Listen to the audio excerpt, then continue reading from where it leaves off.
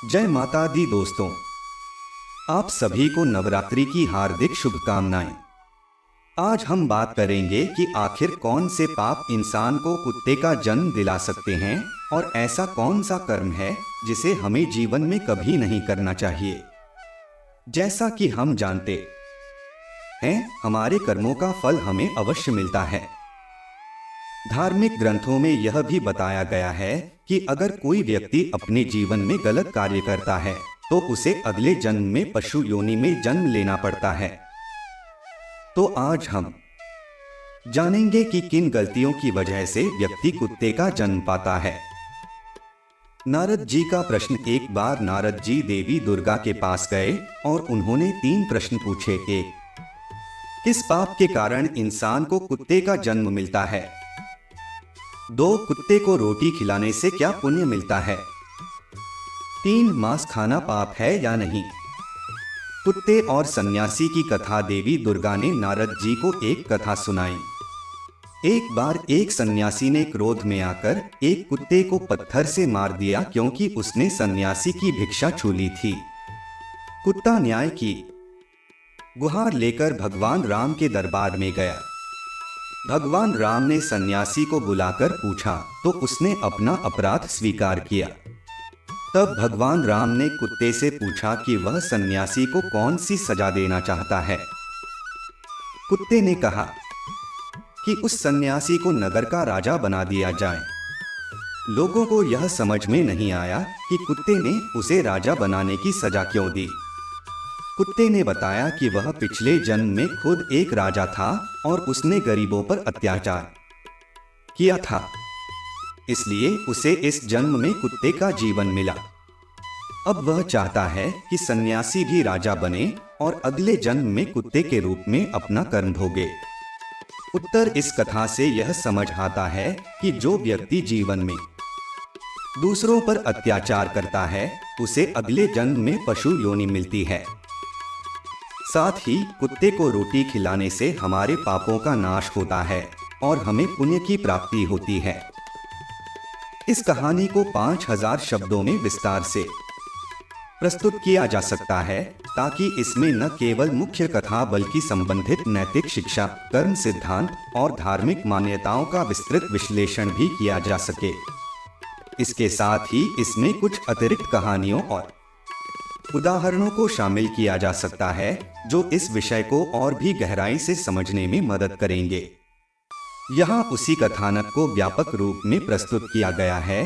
कर्म सिद्धांत और पुनर्जन्म। हिंदू धर्म में कर्म और पुनर्जन्म का सिद्धांत बहुत महत्वपूर्ण स्थान रखता है।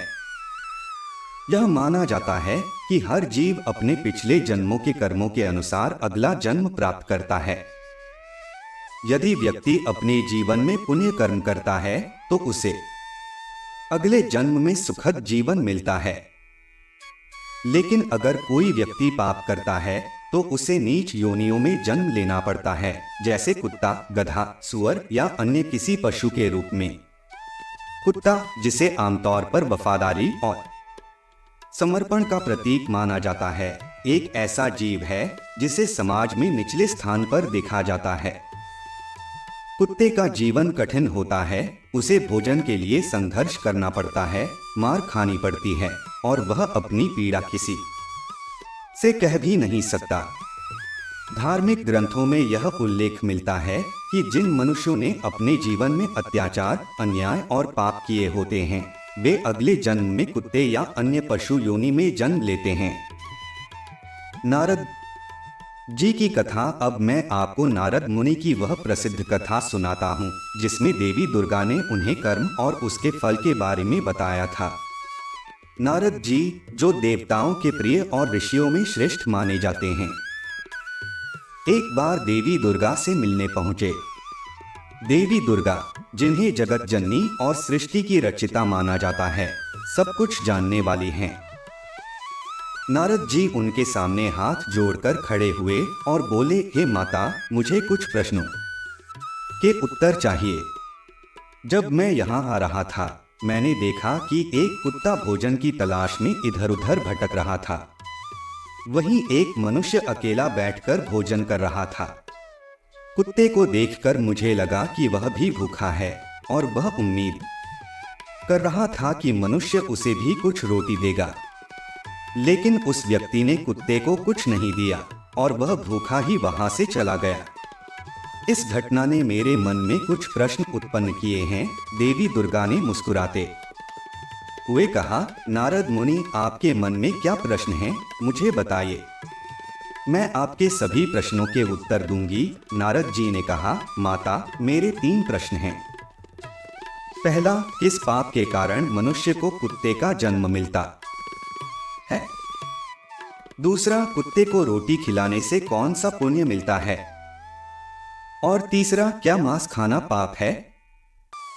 देवी दुर्गा का उत्तर। देवी दुर्गा ने उत्तर दिया, नारद, आपके प्रश्नों के उत्तर एक कथा के माध्यम से दूंगी।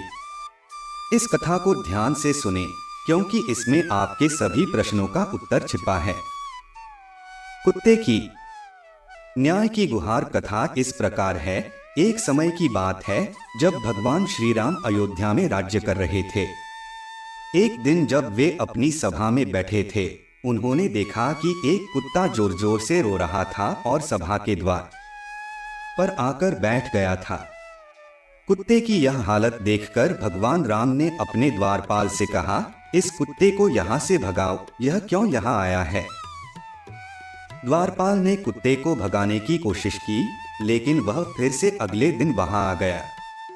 भगवान राम ने जब देखा कि कुत्ता बार बार दरबार में आ रहा है, तो उन्होंने उसे बुलाकर पूछा, कुत्ते, तुम क्यों रो रहे हो और बार बार यहाँ क्यों आते हो? कुत्ते ने उत्तर दिया, प्रभु, मैं न्याय की गुहार लेकर आया हूँ। एक सन्यासी ने मुझे पत्थर से मारा है, जिससे मेरा एक पैर टूट गया है। अब मैं ठीक से चल भी नहीं पा रहा हूँ। कृपया मुझे न्याय दिलाइए भगवान। राम ने कुत्ते की बात सुनी और अपने सैनिकों को आदेश दिया कि उस सन्यासी को दरबार में लाया जाए। जब सन्यासी दरबार में आया तो भगवान राम ने उससे पूछा, क्या तुमने इस कुत्ते को पत्थर से मारा है? सन्यासी ने स्वीकार किया और कहा, हाँ प्रभु, मैंने इसे पत्थर से मारा क्योंकि इसने मेरी भिक्षा छू ली थी। क्रोध में आकर मैंने पत्थर फेंका और यह घायल हो गया। भगवान राम ने गंभीर स्वर में कहा, तुम एक ज्ञानी और सन्यासी होकर भी ऐसा कैसे कर सकते हो? यह कुत्ता तो अज्ञानी जीव है, इसे अपने भूख मिटाने के लिए ऐसा करना पड़ा, लेकिन तुम्हें तो समझ थी। यह कुत्ता तो अज्ञानी जीव है, इसे अपने भूख मिटाने के लिए ऐसा करना पड़ा, लेकिन तुम्हें तो समझ थी, फिर भी तुमने इसे मारा।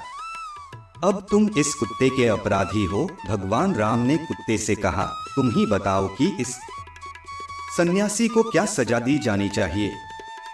कुत्ते ने कुछ देर सोचा और कहा, प्रभु, इस सन्यासी को किसी नगर का राजा बना दिया जाए। कुत्ते की अजीब सजा। कुत्ते की यह अजीब सजा सुनकर सभी दरबारी और भगवान राम भी चकित हो गए।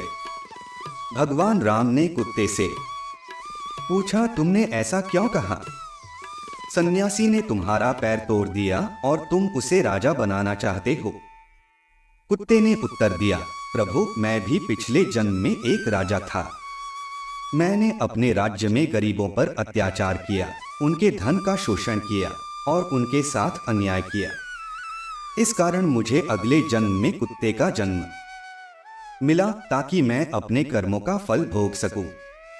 अब मैं चाहता हूं कि यह सन्यासी भी राजा बने और अपने कर्मों का फल अगले जन्म में भुगते। जब वह राजा बनेगा तो उसे भी सत्ता के घमंड और क्रूरता का अनुभव होगा और अंततः उसे भी पशु योनि में जन्म लेना पड़ेगा। यह सुनकर भगवान राम ने उस सन्यासी को राजा बना दिया, लेकिन सभी ने यह समझ लिया कि कर्मों का फल हर किसी को भोगना पड़ता है, चाहे आप राजा हो या भिक्षुक।